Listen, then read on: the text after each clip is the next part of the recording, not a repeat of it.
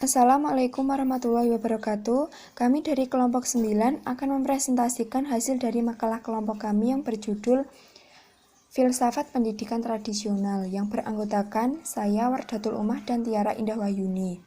Yang pertama adalah filsafat pendidikan idealisme. Idealisme dalam filsafat adalah aliran pemikiran filsafat yang kental dengan corak metafisik. Idealisme memandang bahwa realitas itu tidak lain adalah ide-ide, akal, pikiran, atau jiwa, bukan benda-benda material ataupun kekuasaan. Idealisme pada intinya adalah penekanan pada realitas ide, gagasan, pemikiran, dan akal-akal pikir.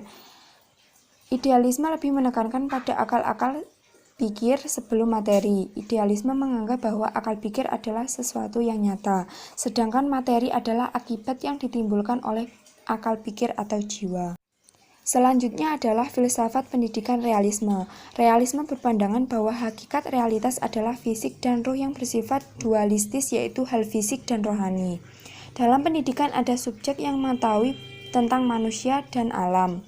Kajian yang mendalam mengenai realisme ini lebih cenderung kepada politik.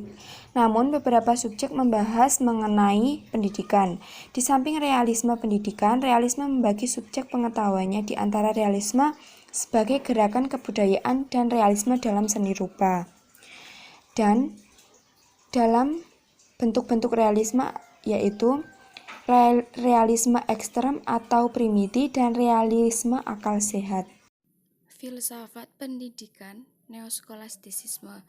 Neoskolastisisme adalah sebuah gerakan intelektual yang berkembang di Eropa pada tahun 1050 Masehi sampai 1350 Masehi.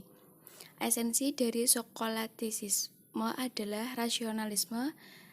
Neoskolatisisme adalah bentuk baru dari skolatisisme dengan penekanan pada dan seruan terhadap rasio manusia. Karena itu, neoskolastisisme merupakan pengungkapan modern filsafat tradisional. Pandangan penganut neoskolastisisme terhadap pendidikan yaitu sekolah membantu para pelajar mengembangkan kemampuan-kemampuannya, sedangkan guru merupakan orang berdisiplin mental dengan kemampuan mengembangkan rasio, ingatan, dan daya kemauan pada diri anak didiknya. Perbandingan filsafat pendidikan tradisional ditinjau dari ontologi pendidikan, epistemologi pendidikan, dan aksiologi pendidikan.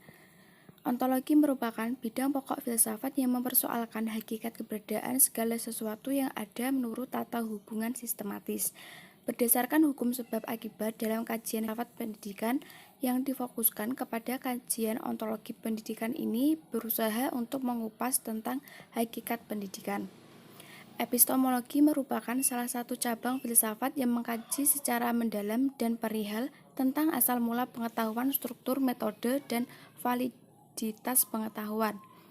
Aksiologi adalah cabang filsafat yang mengkaji tentang asas tujuan pemanfaatan pengetahuan atau cabang filsafat yang menyelidiki hakikat nilai yang ditinjau dari sudut pandang filsafat dan dalam pengembangan. Sekian presentasi dari kelompok kami. Mohon maaf bila ada salah kata atau pengucapan. Wassalamualaikum warahmatullahi wabarakatuh.